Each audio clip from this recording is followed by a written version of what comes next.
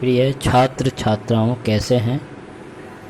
मैं डॉक्टर धर्मेंद्र कुमाराम, सहायक प्राचार्य इतिहास, लक्ष्मी नारायण रामेश्वर संस्कृत महाविद्यालय, जयदेव पट्टी, दरभंगा। मैं ऑनलाइन टीचिंग हेतु उपस्थित हुआ हूँ। आज मैं उपशास्त्री द्वितीय वर्ष के छात्र छात्राओं के लिए मध्यकालीन भारतीय इतिहास के अंतर्गत अकबरकालीन भूराजस्व व्यवस्था के अंतर्गत भूमि का वर्गीकरण, अर्थात इस समय भूमि को कितने भागों में बांटा गया था तथा इस समय भूराजस्व की दर क्या था तथा भूमि कर किस तरह से एकत्रित किए जाते थे, इन पर हम लोग चर्चा करेंगे।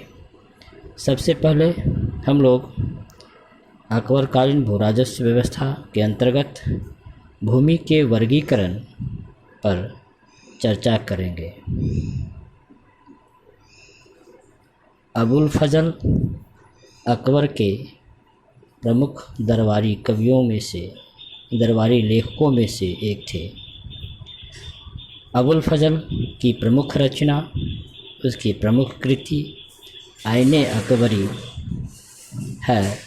आईने अकबरी से हमें पता चलता है कि अकबर के समय भूमि 4 वर्गों में बटा हुआ था और ये 4 प्रकार के भूमि थी।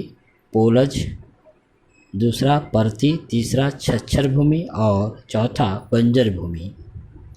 पोलज भूमि इस समय प्रथम श्रेणी की भूमि मानी जाती थी और इस पर प्रत्येक वर्ष कम से कम 2 फसलें इस प्रकार की भूमि से प्राप्त की जाती थी। इस तरह की भूमि से मुगल कालीन सरकार को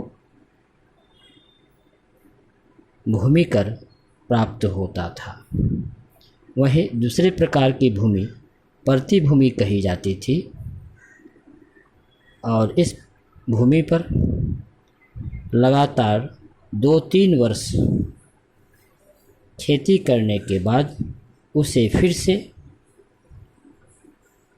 उपजाऊ शक्ति या उर्वरा शक्ति प्राप्त करने के लिए 1 वर्ष के लिए भूमि को परती छोड़ दी जाती थी।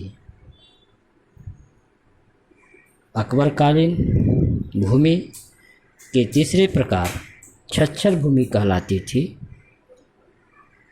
जो कृषि योग्य होने या उर्वरा शक्ति प्राप्त करने के लिए इस प्रकार की भूमि को कम से कम 3 से 4 वर्ष परती छोड़ दी जाती थी।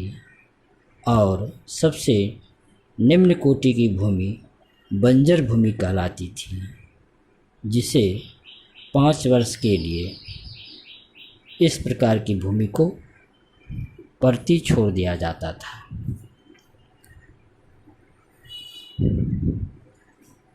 ऊपर के प्रथम 3 श्रेणियों अर्थात पोलज, परती और छच्छर भूमि की औसत पैदावार निकाल जाती थी और पिछले 10 वर्षों की पैदावार के या उत्पादन के आधार पर, कृषि उत्पादन के आधार पर प्रत्येक फसल की प्रति बीघा पैदावार का औसत निकाला जाता था। और मुगलकालीन सरकार कृषि पैदावार का 1/3 कर के रूप में वसूल करती थी।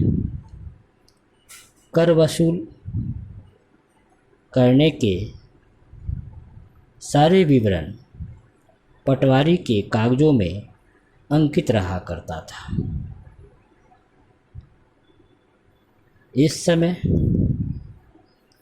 लगान 10 वर्षों के बाद औसत के अनुसार नकद रूप में लिया जाता था। यह टोडरमल की दहशाला भूमि व्यवस्था अथवा जब्ती प्रथा कहलाती है। इस समय भूमि कर की राशि वितक्कची, कानूनगो और पटवारी जैसे कर्मचारी व अधिकारी के पास कर से संबंधित सारे विवरण लेखे जोखे के आधार पर रहा करता था और अमलगुजार, सहायक अमलगुजार तथा अन्य अधिकारी इस राशि को निश्चित करते थे। अब हम लोग अकबरकालीन भू राजस्व की दर क्या थी इस पर चर्चा करेंगे। अकबर के समय भू राजस्व वस्तु के रूप में न लेकर नकद के रूप में प्राप्त किया जाता था। अकबर ने भू राजस्व नकद के रूप में प्राप्त करने के उद्देश्य से विभिन्न क्षेत्रों के लिए नकद भूमि कर की सूचियां तैयार कराई, जिन्हें दस्तूर कहा जाता था।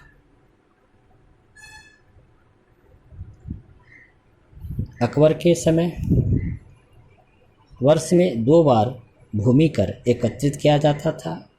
पहली बार जब रबी की फसल कटने वाली होती थी तब भूमि कर एकत्रित किया जाता था, और दूसरी बार उस समय जबकि खरीफ की फसल पककर तैयार हो जाती थी।